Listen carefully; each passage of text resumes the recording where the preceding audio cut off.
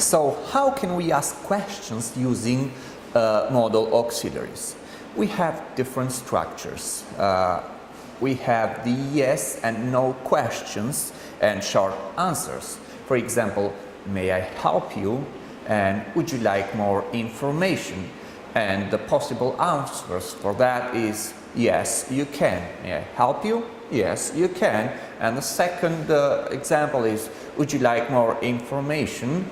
The answer is no, I wouldn't. So would you like is the question, and no, I wouldn't like. We have the second example. We have different tag questions and short answers.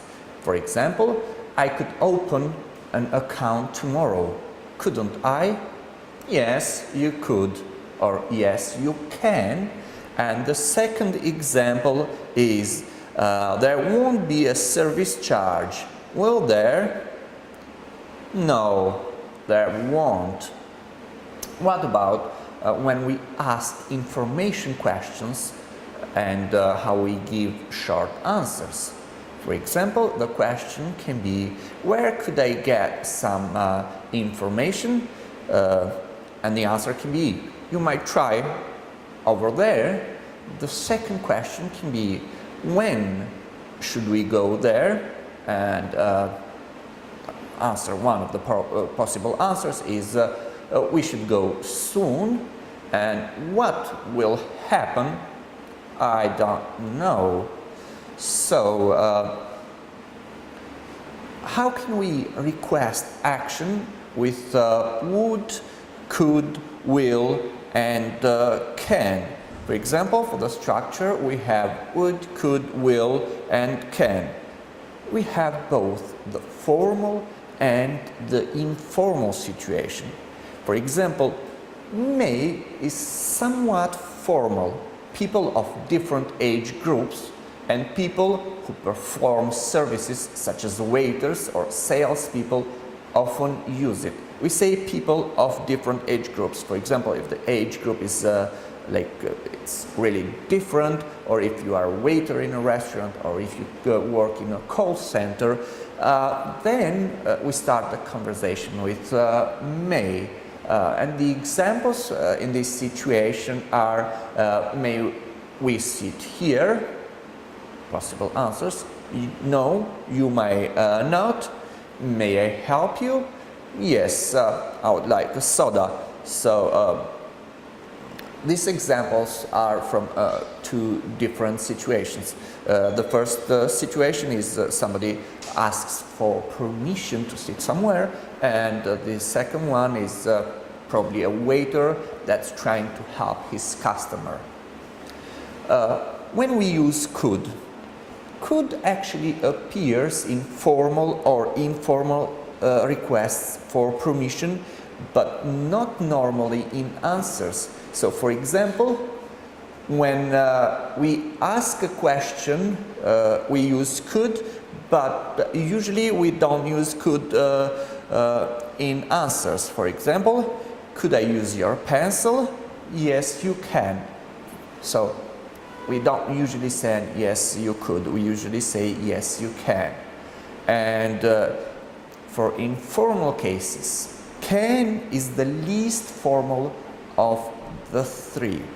Can appears in questions and also appears in answers. For example, we can say, can I take this chair? And the answer can be, of course, you can. So we use can to ask the question, and we use can in the answer as well. What about how we request and give permission with may, could, and can? So let's see the different structures of would, could, will, and can in formal and informal situations. For example, could and would are common in both informal and informal situations. So we can use them in both cases, in informal speeches or in formal speeches as well. For example, would you please help me? We can also use could you please help me. Both would and could are very formal. Can and will are informal. For example, friends or people in the same age group use can and will in informal conversation. So I'm repeating, it's in informal conversations here. For example, will you help me please? Who uses this type of question? So we mentioned before that this is a question we usually use in informal situations. So we suggest that this is a question asked between friends or people from the same age group. And please makes any request more polite. So we can use please with can, with could, and with would, and that will make any situation, any request more formal. And I suggest that we start using please more often when asking questions and when requesting permissions. For example, we have requests using borrow and lend. I know that students very often are confused of when to use borrow and lend. So, the verb borrow, when you use this verb, usually you ask to borrow something from someone. So, the important part here is you use borrow, you ask to borrow, you ask to borrow something from someone else. With borrow, I or we is usually the subject, and borrow follows this pattern. Could I or could we borrow something from you? Like, could I borrow something from you, or could we borrow something from you? It can be borrowing something from one person, it can be borrowing something from a group of people, but usually follows this pattern. For example, we can say, may I borrow something from you, or may I borrow a pen, or may I borrow your pen? Could I borrow your pen, or can I borrow your pen? So before we discussed when we use may, could, and can, and all three examples can be used with borrow. What about lend? When we use lend and we don't use borrow, you ask someone to lend you something or to give it to you for a period of time. With lend, you is usually the subject, and lend follows this pattern. Would you lend me something? So, would you give me something? It's similar. So, would you lend me your pen? Could you lend me your pen? Will you lend me your pen? And can you lend me your pen? What about expressing ability with can, could, be able to plus the verb? So we have different structures here. We have can, we have could, and we have be able to plus the verb. So when we use can, as explanation for can, we usually say that can expresses present ability. It is sometimes difficult to hear the difference between can and can't. In rapid speech, normally English speakers stress can weakly and can't more strongly, but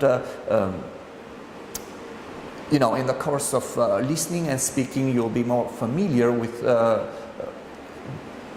difference between can and can't. For example, in the following examples, most working people can get a credit card, but most high school students can't or cannot. So I know that very often it's easier to understand when we say cannot instead of can't, because often I'm asked the question, okay, are you saying can or can't? But you need a little bit of time to understand the difference. Can Ali get a credit card? And why can't Ali work? What about could? Could has several meanings depending on the context of the sentence. When could expresses ability, it refers to the past. Repeat it again. When could expresses ability, it refers to the past. For example, last year I could speak English. Well, good for you. But the year before I couldn't. So I could and I could not. When we use the be able to plus the verb. So when we use be able, it always follows the verb and expresses a liability in the past, in the present, or in the future. Be is singular or plural depending on the subject. The infinitive, the to plus the verb must come after be able to find, be able to speak, be able to do, etc. For example, a permanent resident is able to work. So is able to do something. The permanent resident is able to work. And the second example is Ali wasn't able to find a job. Who Ali was? Ali wasn't able to find a job. And the third example is will I be able to speak English perfectly? So will plus be able to. Will I be able to speak English perfectly? How we express expectations using should and ought to. For example, in the structure we have should and ought to. Should and ought to sometimes express expectations. They mean expect to or will probably. For example, we'll go to the station at 9, let's say a.m. and the train should or ought to be in by then. Ought to, we don't use this ought to very often, but seldom occurs in questions